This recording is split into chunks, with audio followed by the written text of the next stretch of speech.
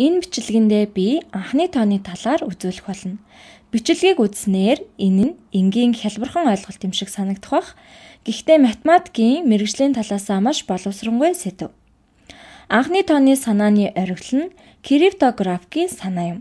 Мөн компьютерийн зарим кодчлол нь анхны тоон дээр суйрлан хийгдсэн байх нь бий. Та кодчлол гэдгийг ойлгохгүй байвал үүнд санаа зовох шаардлагагүй. Харин анхны тоон маш чухал гэдгийг л мэдчих болно.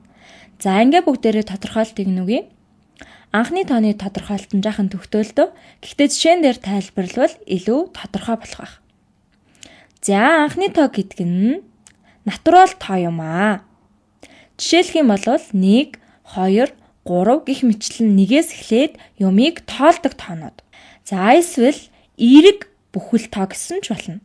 Зөвхөн 2 натурал тоонд хуваагддаг натурал тоо. Өөрөөр хэлэх юм бол өөртөө болон нэгт хуваагддаг. Зөвхөн энэ 2 тоонд л хуваагдах тоо. За жаахан ойлгомжгүй байгаа бол жишээн дээр тайлбарлая. Өгсөн тоог анхны тоо мөн үү биш үү гэдгийг бүгдээрээ хамтдаа олъё. За хамгийн бага натурал тооноос эхэлэх юм бол 1 гэсэн тоо. Нэг нь нэгт хуваагдана. Мөн нэг нь өөртөө хуваагдана. За тиймээс нэг анхны тоо юм байна гэж та хэлэх байх л та. Гэхдээ тодорхойлолтоо эргээд унших юм бол яг 2 натурал тоонд хуваагддаг гэсэн байгаа. Гэтэл нэг нь зөвхөн ганц л хуваагдчтай байна. Иймд нэг нь анхны тоо биш ээ. За одоо бүгдээрээ 2-ыг авч үзье. 2 нь 1 ба 2 хуваагдана. Өөр натурал тоо хуваагдж байхгүй. Энэ нь өгсөн шалгуурт тохирч байна. Яг 2 натурал тоонд хуваагдана. Өөртөө мөн нэгт. Иймд 2 бол анхны тоо мөн. За би анхны тоонуудаа дугуулад явчих. 2 нь маш сонирхолтой тоо. Яагаад гэх юм бол энэ нь цорын ганц тэгш анхны тоо. Харин бусад тэгш тоонууд нь 2 хуваагдана. Тийм учраас анхны тоо болж чадахгүй. Энэ талаар дэлгэрэнгүй дараагийн бичлэгэндээ үзүүлнэ. За одоо бүгдээрээ 3-ыг шалгая. 3 нь 1 ба 3 хуваагдах ба өөр хуваагдахгүй гэдг нь тодорхой. 2 хуваагдахгүй тийм ээ. Тиймээс 3 бол анхны тоо. За одоо 4-ыг шалгая. 4 нь 1 ба 4 хуваагдана. За дээрэс нь мөн 2 хуваагдана. Тэгэхээр 4 нь 3 натурал тоонд хуваагдаж байна. 1, 2, 4. Тиймээс манай шалгуур тохирохгүй байгаа учраас анхны тоо биш. За 5-ыг авч үзье. 5 нь 1 хуваагдах нь илэрхий. За харин 2, 3, 4-ийн алинд нь ч хуваагдахгүй. Хэрвээ 5-ыг 4-т хуваах юм бол үлдэгдэлтэй гарна. Мэдээж 5 нь 5-т хуваагдана. Ингээд 5 нь яг 2 натурал тоонд хуваагдж байна тийм ээ. 1 ба 5. Тийм учраас 5 бол анхны тоо. За эндээс ямар нэгэн зүй тогтол хай гэвэл маш хэцүү л дээ. Тэгэхээр зүгээр шалгая. За 6 гэсэн тоо. 6 гэсэн тоог үзье. Энэ нь 1, за 2, 3, 6-д хуваагдана. 4 натурал тоон хуваагдчтай байна. Тэгэхээр яг 2 хуваагдчтай байх гэдэг нөхцөлийг хангахгүй байна тийм ээ.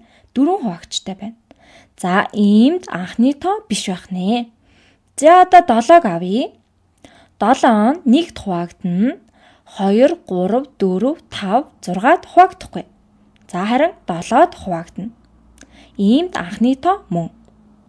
За та ерөнхий санааг нь ойлгосон байхаа гэж бодож байна. Тэгэхээр та 1, 2, 3, 4, 5 гэх мэт хичнээн натурал тоо мэдхвэ. Тгийг оруулахгүйгээр, сөрөг тоог оруулахгүйгээр, бутархай, эр арсенал тоог оруулахгүйгээр, за мөн 10-ын бутархай болон бусад тоог оруулахгүйгээр зөвхөн эерэг бүхэл тоологдсон тоонууд. Ийм тоон зөвхөн өөртөө болон нэгт хуваагдж байвал түүнийг анхны тоо гэнэ. 1 гэсэн онцгой тохиолдлыг орхив. Тэгэхээр анхны тоонууд нь барилгын тоосгол гэсэн үг. Тэднийг цааш нь дахиж задлж чадахгүй тийм үү? Яг л атом гэсэн үг. Та атомыг мэдэх байх л та. цааш нь дахин хувааж болохгүй зүйлийг атом гэж ойлгож болно. Гэхдээ энэ нь анхны тоо гэсэн санаатай адилхан. Онолын хувьд анхны тоо байхгүй бол онол биш. Анхны тоог түүнээс бага натурал тоонуудын үржүүрт задлж болохгүй. Жишээлх юм бол 6-г бид 2-ыг үржих нь 3 гэж задлж болж байна. Гэхдээ сайн харах юм бол энэ нь анхны тоонуудын үржүүрт задарсан байгааз. За бид 6-г хэсгүүд болгон хувааж болж байна гэсэн үг. Харин 7-г ингэж хувааж чадахгүй. Магадгүй 1-ийг үржих нь 7 гэж болох юм. Гэхдээ энэ нь ямар ч нэмэргүй. Дахиад л 7 өөрөө оролцож байна. Харин 6 бол тэгээгүй тийм ээ. За 4-ийг авч үзэх юм бол 4 нь 2-ыг үржих нь 2 гэж задлж болно. За одоо арай илүү том тоонуудын хувьд анхны тоо болох хэсэг талаар ярилцъя. За жишээлх юм бол 16.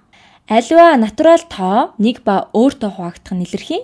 Иймд 16 нь 1 ба 16-д хуваагдана. За одоо 2-оос эхлэе. За 16-гийн хувьд 2-ыг үржих нь 8 болно. Бас 4-4-ийн 16. 1 болон 16-аас гадна өөр олон хуваагчтай юм байна. Тийм учраас 16 бол анхны тоо биш. Харин 17 ямар бол? За 1 ба 17-д хуваагдах нь илэрхий. Харин 2-т хуваагдахгүй. Бас 3, 4, 5, 6, 7, 8 гэх мэтлэн 1 ба 17-гийн хоорондох тоонуудын алинд нь ч хуваагдахгүй. 17-д л хуваагдана. Иймд 17 бол анхны тоо мөн байна.